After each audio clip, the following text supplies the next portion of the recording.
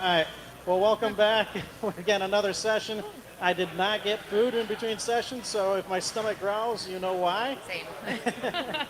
So, Jennifer, thanks for sitting down with me and for all these people. We've had a couple of discussions today. We've touched on what MDR is, but Yes. with all the IT geek slang and with almost 3 letters of government body stuff, some of these acronyms are hard to understand and know.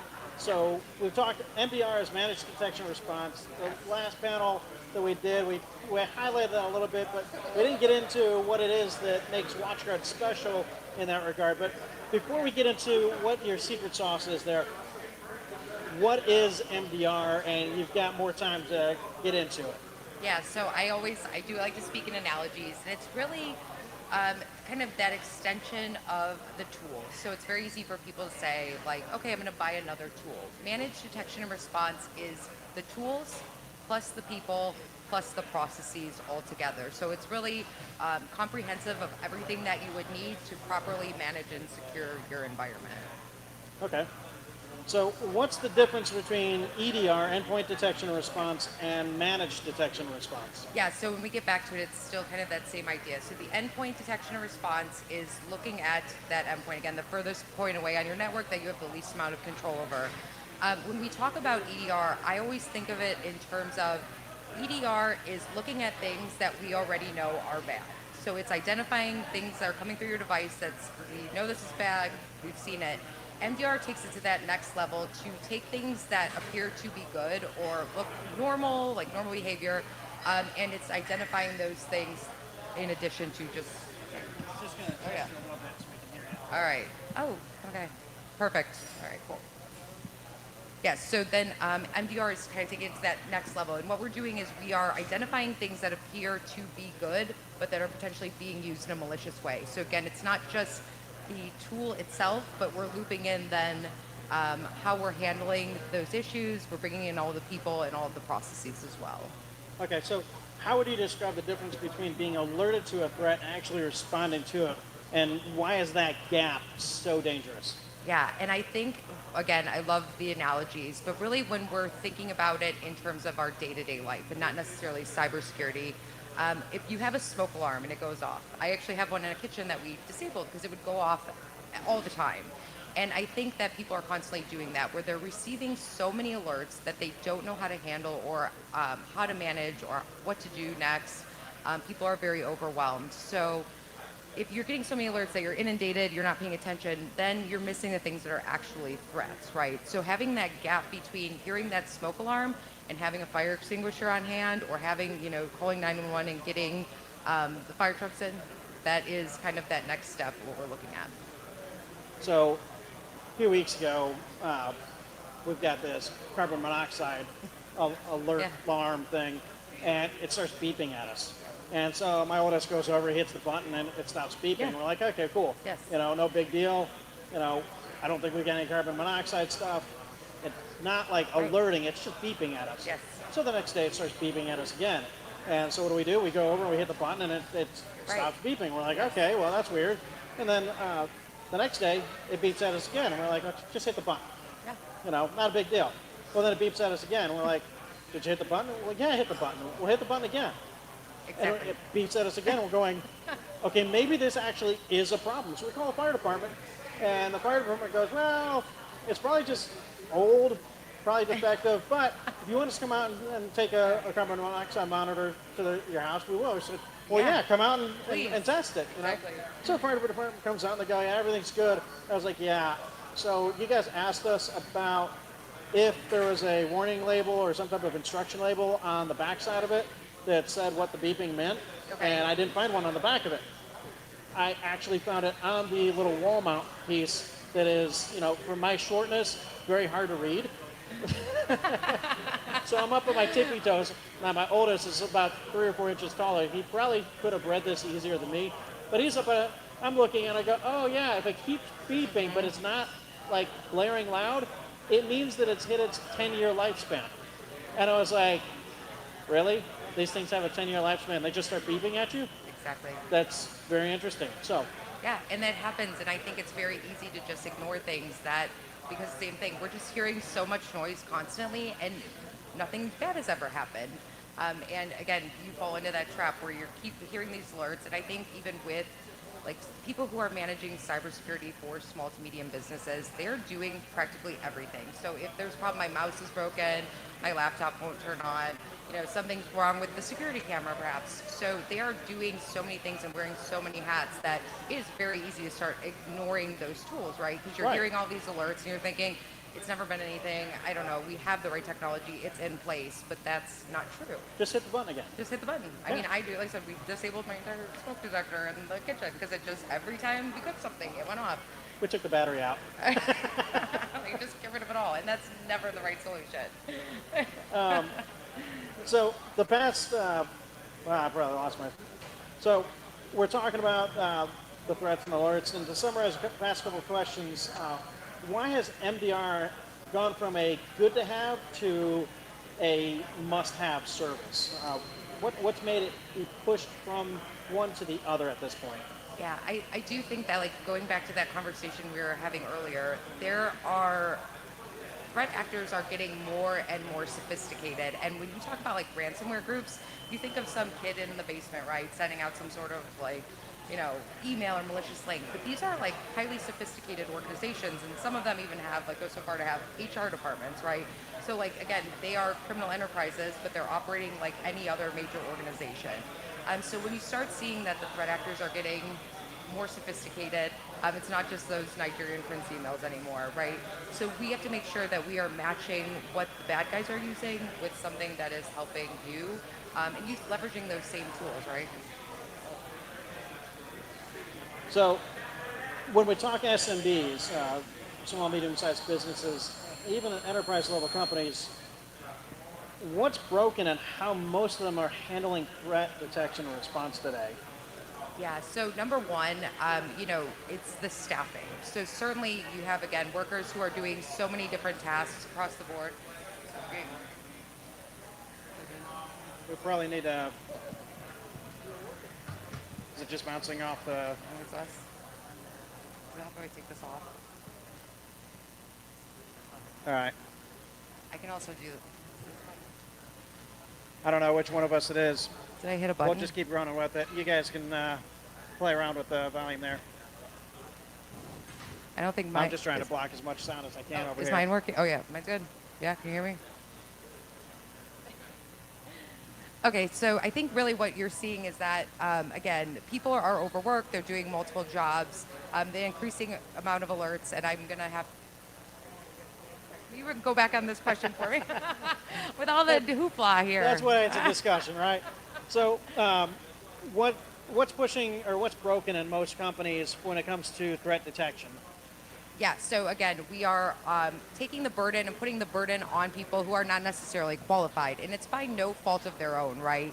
That they just keep being asked and tasked to do more things that sometimes revolve around cybersecurity, where that's not their expertise. And we're setting that expectation that it should be their expertise. Quite frankly, there are just so many vendors. The entire industry is very complicated. Like, we talk about all those acronyms. We keep adding more, and then there's a new company every single day, and everyone claims to do the exact same thing, and technologies all sound the same. So it's really hard to filter out what is important, what's critical to getting things done. So that's where I think it's important for small to medium businesses to rely on a cybersecurity partner, right? So a trusted advisor to walk them through all of the chaos, like all of this craziness. And honestly, as an industry, we don't always do a great service to ourselves because we just continue to make things complicated, and it's not that complicated. Like, it is, right, technically complicated, but there's a solution, and the solution is easy. And I think if we did a better job presenting that to small to medium businesses, they would be more open, right, to adapting technologies like that. Yeah. And solutions. So MDR introduces that the human analyst component. How important is the human layer in an MDR service like Watchguard solution or any of the others that may or may not be as adept? Yeah, so I think that is really the most important thing, is having that human component. We rely heavily on artificial intelligence. It is doing a lot of things that are really good. But when we even, like I said, talk about things like what are we identifying, right? And we need someone to validate that and someone to give context to the situation.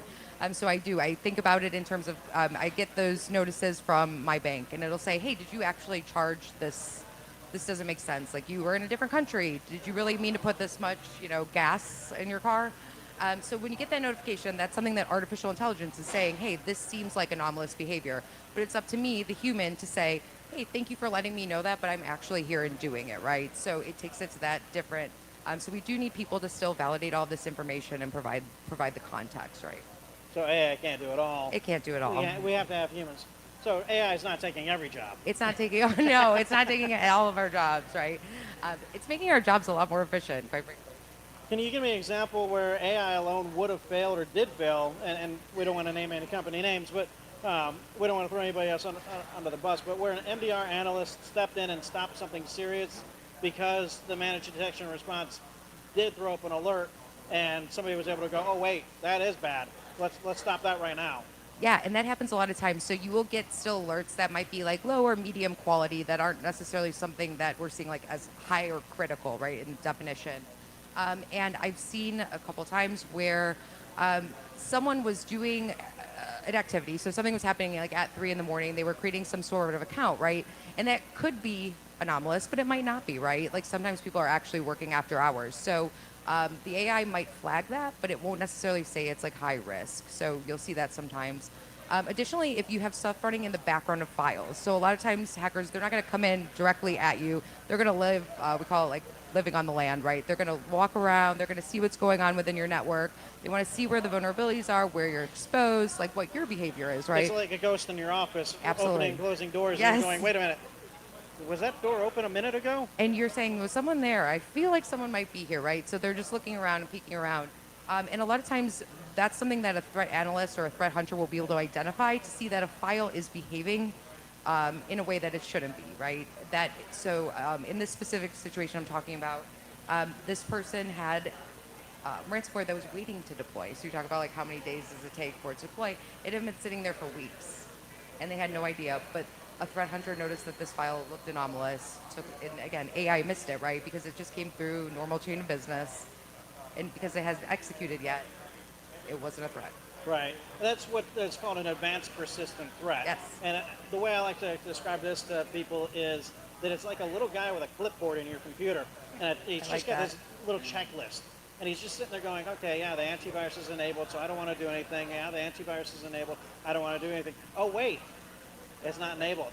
And then it reaches out and says, "Hey, guys, join the party." Yeah. And the command and control server then distributes its payload, its malicious file load. It grabs from a payload download server, and all of a sudden, all the gang is there in full force. Yes. And the little dude with the clipboard's going, "Here's the red carpet for you." Yeah. Right? Roll it out. It's easy. And it's effectively part of what MDR is supposed to help stop is the little dude with the clipboard is not doing anything inherently wrong. So MDR is just going to sit there and go, "Yeah, he's an interesting fellow, but he's really not doing anything. He's just sitting there in the corner." Yep. And that's why like it is important, right? Because you talk about 24/7. So you have someone monitoring that clipboard guy 24/7 and monitoring everything else that's going on, right? So it's like this almost like omnipotent person that can see everything that's happening and make all those connections together. So let's do imagination station here, right? Let's imagine we're talking to a local CPA firm, mortgage company, a small manufacturing shop, maybe even a big manufacturing shop. How do you explain MDR in a way that resonates with them? And what's the layman's explanation there? Yeah, so I mean, of course, I used this earlier, but my favorite analogy is the security system, right? It's one thing to have a camera, but then what? Like, what happens next? And I think a lot of people fail to look at that. So they think they're putting in these tools, they think they're protected, but again, you're not thinking past that point of attack. Certainly when I talk to someone like, again, a CPA, anyone in a small business, I like to talk about reputation because I think that's valuable, not just to tech professionals, but that's valuable, right, to the owner of a company. It's valuable to the employees. You're spending all this time to build up trust with your customers, with your clients, especially in something like, right, like accounting. You want to make sure that your customers are protected, and I think that's really something that you owe them, not just what you have to do for compliance or things like that. Like you really do owe your customers that, and it can break your business and make your business fall apart almost immediately. So I think, having those conversations is probably even more critical than the technology piece. So if you were in my shoes, how would those conversations look then? Yeah, so I guess like I would talk to someone about like how they built their business, right, and what's important to their customers and how they want to be perceived, just in the community in general, right? Um, the fact that you wouldn't want to go to your kid's school or their football game, or to church and say, I know you and you had all my data stolen. I mean, you have to look these people in the eye, right? And I think that's Yeah. really important. And that's usually how I start that conversation if we're getting into like the business side of it, of course. But then also, it's interesting with a lot of leaders, they also want to think about their own information and see it from that perspective. So there's been times where I've run like dark web scans, and no one wants to purchase anything. They are insistent that they have enough technology. But the minute a executive, a board member, superintendent sees that their credentials are exposed on the dark web and everyone can just see their password, and then now they're thinking, oh wait, this is my password for every other thing, right? Because they Oh, have yeah. the same password for everything. Yeah. And then they're going, oh my gosh, I have to protect my own data. So that's fascinating too, depending how you look at it. People can be a little bit selfish, so once they see themselves exposed, they're more concerned about it. Yeah, and I literally just had a conversation with somebody the other day, and they're like, well, why do I need a dark web scan? And I was like, well, because there's these things called password spray attacks. I actually, on our YouTube thing, we talked about the password spray attacks and the importance of having a password manager and not having all those passwords underlying with the same password. If you have password 123 exclamation point for your banking password and your QuickBooks password and your email password, well, your email password gets guessed or hacked. So is your bank. So is QuickBooks. So is Peachtree. I mean, whatever it is, it's all out there, right? Yeah. And so that is one of those entry level entry points where a hacker goes, okay, I've got one credential. Now let me go down the road a little bit further, and eventually now they're into your computer, and that's where that MDR is going to come in. It's not the last line of defense. And my thing is I tell people, your employees are your first and your last line of defense. Everything else is very important because it's going to help your employees not have to think so much, and it's going to help you avoid a lot of mistakes. But that managed detection response is that AI that's been taught how to look for these things better than what your employees can ever be taught because they don't live in cybersecurity, right? No. And it's hard to get people to follow through. So I guess a quick example, I was working with a school district in southern Indiana, and they had a neighboring school that went through a ransomware attack. Were breached, and they paid $1 million ransom. So naturally, all the neighboring districts don't want their name in the news, and they don't want, again, that reputation. So they all started looking at solutions, and they were trying to just use security awareness training to get their staff up to speed. So that initial ransomware attack with the other district happened through someone clicking a malicious link, which has been said that's pretty common. So they continue to do security awareness training. So teaching people like, hey, phishing simulations, right? Okay, don't click on this. And people are moving so fast, and they had a 35% click rate. So I mean, that's incredibly high for the staff. I mean, that's almost embarrassingly high, right? So many people. So they did another security awareness training, and it went up. It went to 40% the next time they did it. But the funny thing is they were using managed detection response, and we were actually working with them on a pilot. And we ran this simulation because we wanted to see what actually happens. Like, what is the effect of using this solution? So they ran the simulation, and we happened to be online all together, and someone clicked a link. And when it happened, they got the notification from the service they were using for the simulation tool. And at the same time, the guy said, what do I do? Okay, Susie clicked the link. What do I do now? And we were like, nothing. It's already done. We stopped it, and we showed him where it stopped it. And I think that was like a very aha moment for him. And I mean, honestly, to see it in real time in action is really shocking because you're like, oh, wait, I don't have to do anything. I don't have to rely on these people. They're never going to do, like, you're never going to get 100%. So it does. It, like, backs you up in a way that I think people don't know they have access to, or that they think it's, like, unaffordable. Right. And the MBR is just one tool in the toolbox. It can't be the only thing that you use. Nick from the TBI earlier was talking about endpoint detection and response. You've got managed detection and response. You've got network detection and response. I mean, we've got acronyms coming out our ears in the IT field. Like I said earlier, it's kind of like a three-letter government body.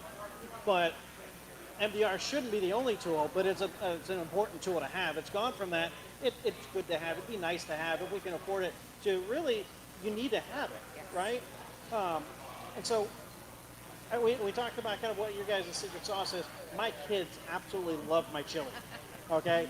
And to such an extent that they're like, Dad, you have to write down the recipe. And I was like, I don't really know the recipe. I just combine what I usually combine. Like, you've got to write down the recipe. So we we figured it out. We wrote down the recipe. But And you're going to share with us right now? it's like a half bottle of chili, like 4 pounds of meat, Okay, I love this. a This lot of sounds cumin, delicious. Oh, I like this. Okay, garlic. I like this. Yeah, I don't have it memorized. Oh, okay. I'm basically looking at a shelf and I go, okay, it's that. But there's definitely a lot of salt and pepper in there, some red pepper. But in any case, so it's mouth-watering to them. I like it. I mean, I came up with it. But while we're not trying to sell stuff, I'm interested, what separates Watchguard's MDR from the rest? What's that one thing or that special recipe that Watchguard brings to the table that not too many others can actually bring to that kitchen table and make us really salivate over? This is going to be an interesting answer coming from a tech company. It's the people. The people. It's the people, and it's not the tools. Again, a lot of things like end up being the same, right? Like technologies, they're designed to do a thing. Most of them do it within some range, right? Like we're responding within a speed. We're doing it at some rate. Some stuff can be marketing influenced, of course. My marketing team will kill me for saying that. But really, it's the people. So we not only have, again, this like best of breed, we have this patent pending artificial intelligence that is, again, escalating these certain alerts, but we have the folks on the back end. So we have people, eyes on glass, looking at all of our customer environments 24 hours a day, 7 days a week. So they are noticing that different behavior. We also have folks that are doing daily threat hunting. So it's not just what are we seeing that's happening in real time in our customers' environments. They're going out trying to find things, right? So having that proactive threat hunting is also a critical piece of it. And then even after we deploy a solution with our partners, like we are still there to advise, to go through what we're seeing, to again work with our MSP partners as well as end users, right, to say, here's what we think you should be doing to improve. So it's never hey, buy more stuff because then we can do more. Like we truly want to make sure that we're getting the right people in place to make these solutions successful and across the board. I get that. And with Solomon being a gold level partner with WatchGuard, it's one of the things that I can actually attest to, that the support people that you guys have is absolutely phenomenal. It's not like calling up Microsoft and waiting for a call back, and then you get Bob, and Bob's got a really thick accent, and you're trying to understand Bob, and the client's bleeding money because they're down for whatever reason, and it's some type of weird bug that only Microsoft knows about. It only hits like 1 in a million people, and Hey, your client congratulations. just hit the lotto, right? Yeah, it's your day. And they're sitting there staring at you going, Sean, why isn't it fixed? And we're going, it's Microsoft. And you're like on hold, Right. like pressing the buttons, going through, disconnected, like So I can attest to WatchGuard's level of support. I'm very happy with them. I actually just got off a phone call yesterday or the day before with a buddy of mine who works for another company, very high-level guy, and he was telling me that they had to switch off of WatchGuard because that's what the company decided to do, and he really missed WatchGuard's level of support because the other vendor was not nearly as good.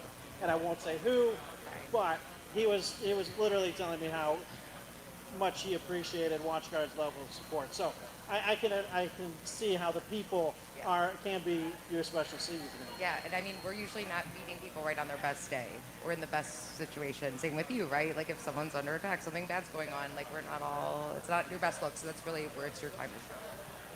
So we've got 4 minutes left. I've only got one question. Oh, okay. So you're almost off the hook. I see my beer over there. If we strip away all the tech, what does good security really come down to? Yeah, it comes down, same thing, like it comes down to the people, it comes down to people, right? It comes down to their level of investment of things that isn't just speeds and feeds. It's like breaking it down, making it like on your level. And I don't think it's just, again, like the, again, we have those bright people in the SOC and doing threat hunting. But I think it boils down to, can you like show me what's going on? Are you invested in your business? So I would say if we take the tech part away, it's working with and trusting people that want to help you succeed like across the board, and not just in tech, but realize that tech is a critical component of the bigger picture. Jen, thank you so much for coming out. I know Thank you. you had a interesting flights to get here, and Ah, it was easy. easy. Easy Okay, breezy. well, It's great to be here. Thank you. I appreciate it. thank you for making the trip. We really appreciate you. Everybody who's here, please stop by Watchguard's booth. They've got some great, great people over there, and Jennifer is just one of many. But Thank you. for all those who are watching the webinar live, thanks for joining us. We've got one more coming up with Kaseya. Take care. Thank you.